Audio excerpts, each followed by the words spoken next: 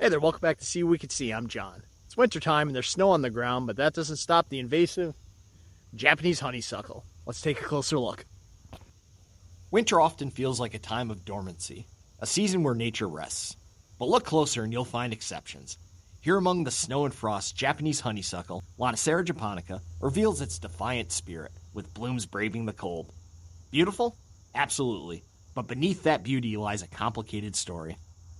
Native to East Asia, Japanese honeysuckle was introduced to North America in the early 1800s. Its rapid growth and fragrant flowers made it a popular ornamental plant.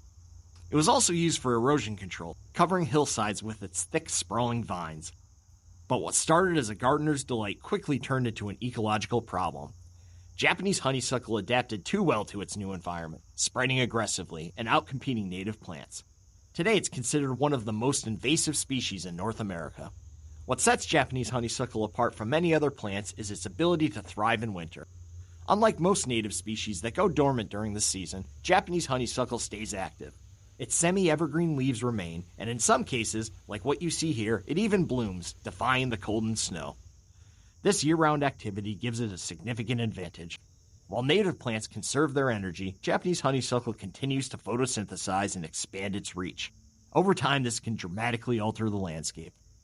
Japanese honeysuckle is more than just a fast grower, it's a formidable competitor. Its vines can grow up to 30 feet in a single year, creating a dense canopy that blocks sunlight from reaching native plants below.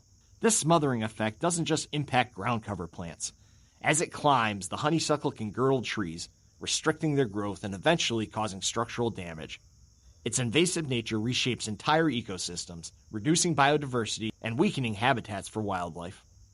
Despite its negative impact on native plants, Japanese honeysuckle does provide some benefits for wildlife. Birds feed on its berries, and pollinators like bees are drawn to its nectar, especially during times when other food sources are scarce. However, these benefits are fleeting.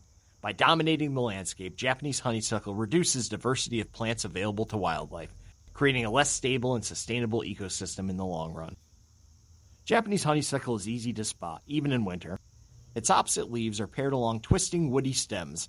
The flowers, though less common in winter, are unmistakable, tubular and fragrant, often white fading to pale yellow.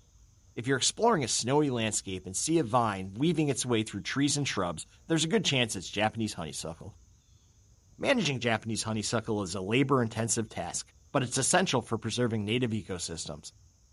Manual removal, while effective, requires vigilance to ensure every piece of the vine is removed. Any leftover fragments can sprout and regrow. Herbicides can also be used, but must be applied carefully to avoid harming surrounding plants. For larger infestations, restoration efforts often include planting native species to reclaim the space and prevent the honeysuckle from returning. Japanese honeysuckle is a paradox, a plant that's as captivating as it is destructive. Its ability to bloom in winter reminds us of nature's resilience, but also of the challenges invasive species pose to our ecosystems. As we enjoy its beauty, let's also remember our role as stewards of the land. Together we can balance appreciation with action, ensuring our landscapes remain diverse and thriving for generations to come. If you enjoyed this video, please consider subscribing. But either way, get out there and see what you can see.